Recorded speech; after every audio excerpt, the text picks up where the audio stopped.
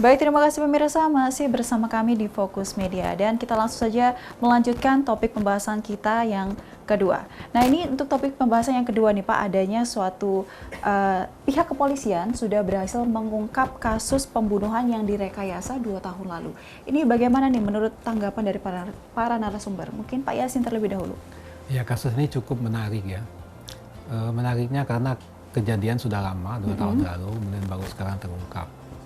Nah, ini kan kejelian aparat keamanan, artinya aparat polisi khususnya. Berarti dia begitu kejadian itu, artinya polisi itu sudah tahu ini bahwa bukan kecelakaan, karena dia sudah ada visum dan segala macam. Tapi ini sengaja tidak diungkap, karena mungkin dia masih melengkapi data-data dan bukti-bukti. Kan? Dan pihak yang disangkakan sedang menghilang. Nah, dengan dia menghilang ini kan kemudian menjadi menambah keyakinan ya, timbul rasa penyidik, curiga. ya timbul rasa curiga.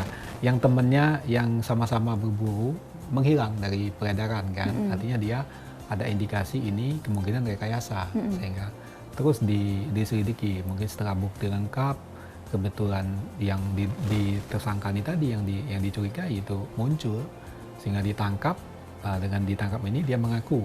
Nah, artinya hasil dari penyelidikan polisi ini berhasil, artinya dia dengan alat bukti yang ada dan dengan kecurigaan yang dia miliki, ini bisa mengungkap kasus yang terpendam, artinya kan ini sangat menarik. Artinya aparat kepolisian kita sudah cukup canggih untuk mendeteksi kejadian.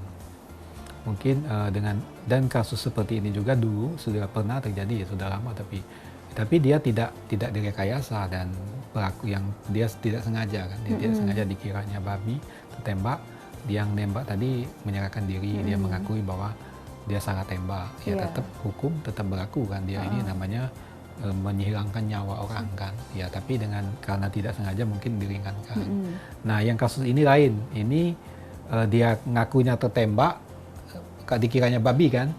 Tapi kemudian direkayasa seolah-olah kecelakaan. Nah, dia melapor, mungkin dia memberitahunya dengan pihak keluarga atau dengan teman-temannya bahwa temannya tadi kecelakaan jatuh. Ternyata dia pengakuannya dari hasil penyelidikan ini kan, dia mengaku bahwa itu tertembak dengan temannya itu. Nah, ini akan berdasarkan keterangan dari Kapolres kan, ini masih dalam penyelidikan. Penyelidikannya artinya apakah mungkin itu memang salah tembak atau ada kemungkinan lain. Kita tidak tahu, itu kita lihat saja nanti perkembangan selanjutnya. Bagaimana setelah mungkin kan ada temannya yang belum tertangkap, mungkin dengan yang satu lagi tertangkap, mungkin polisi bisa mengungkap yang sebenarnya. Benar. Mungkin di situ sampai sekarang ini, pokok sementara ini masyarakat tahu dan kita tahu kejadian ini salah tembak, kemudian direkayasa seolah kecelakaan. Nah, itu mungkin cukup sampai di situ. Oke, mungkin ada tambahan dari Pak Endang.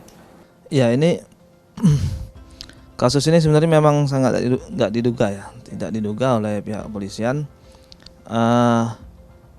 Seolah-olah memang korban ini kecelakaan, jatuh dari pohon atau jatuh dari tebing kayak gitu kan. Kemudian ada luka di kepalanya. Menurut dari Pak Kapolres kemarin dan Kapolsek bahwa oleh pelaku ini luka di kepalanya itu dibuat seolah-olah tertusuk oleh kayu. Jadi dimasukin kayu di lubangnya itu. Jadi masyarakat dan ya keluarga awalnya mengira memang ini kecelakaan. Ya, alami kecelakaan, kepleset atau terjatuh seperti itu kan. Jadi bukan sama sekali tidak ada unsur pembunuhannya. Tapi benar tadi kata Pak Yasin bahwa polisi ada menaruh kecurigaan mengapa misalnya kok korban tersangka ini menghilang setelah pasca peristiwa tersebut. Nah, kemudian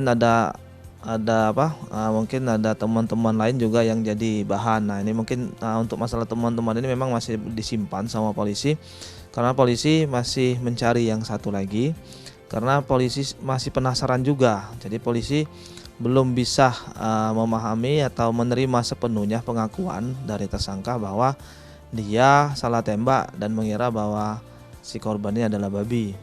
Nah, memang diakui tersangka memang sering berburu babi menggunakan senapan kecepek, senjata rakitan kecepek. Nah, jadi polisi masih mendalami ini, jadi masih ada keraguan berdasarkan keterangan tersangka ini. Makanya sekarang kalaupun misalnya satu lagi yang bisa tertangkap, mungkin bisa terungkap apakah ada unsur lain selain ketidaksengajaan. Nah, benar, memang ada beberapa kejadian peristiwa yang seperti ini memang sangat rentan untuk orang-orang yang untuk berburu. Memang bukan hanya sekali ini, seperti kata Pak Yasin tadi, ada beberapa kejadian memang sering bahwa orang ini dikira babi ternyata manusia, dikira rusa ternyata manusia. Nah, ini nggak tahu nih orang yang hobi berburu mungkin paham ini mengapa adakah memang waktu berburu itu apa memang ada hal-hal gaib yang mungkin bisa ini kita di luar kita ya bisa jadi. Dan kasus yang seperti ini sebenarnya bukan sekali ini ya, enggak, maksudnya yang bisa terungkap. Polisi juga, saya dulu pernah ikut, itu ada juga kasus pembunuhan di Musirawas. Itu polisi juga sudah 2 tahun bisa ngungkap. Awalnya dikira gantung diri, tapi akhirnya terungkap bahwa sebenarnya bukan gantung diri tapi dibunuh seperti itu. Jadi ya ini kejelihan, mungkin memang polisi dia memahami bahwa ada hal-hal yang aneh mungkin dari proses pengakuan, mungkin dari TKP-nya, mungkin nggak mungkin misalnya kecelakaan, tapi mereka juga tidak bisa langsung karena mungkin orangnya kabur tadi. Karena kalau langsung diungkap bahwa ini pembunuhan, mungkin nanti orangnya tambah jauh ini kaburnya. Sementara ini tersangka kan kaburnya tidak jauh memang, tapi dia bekerja di perkebunan sawit di daerah Karangjaya.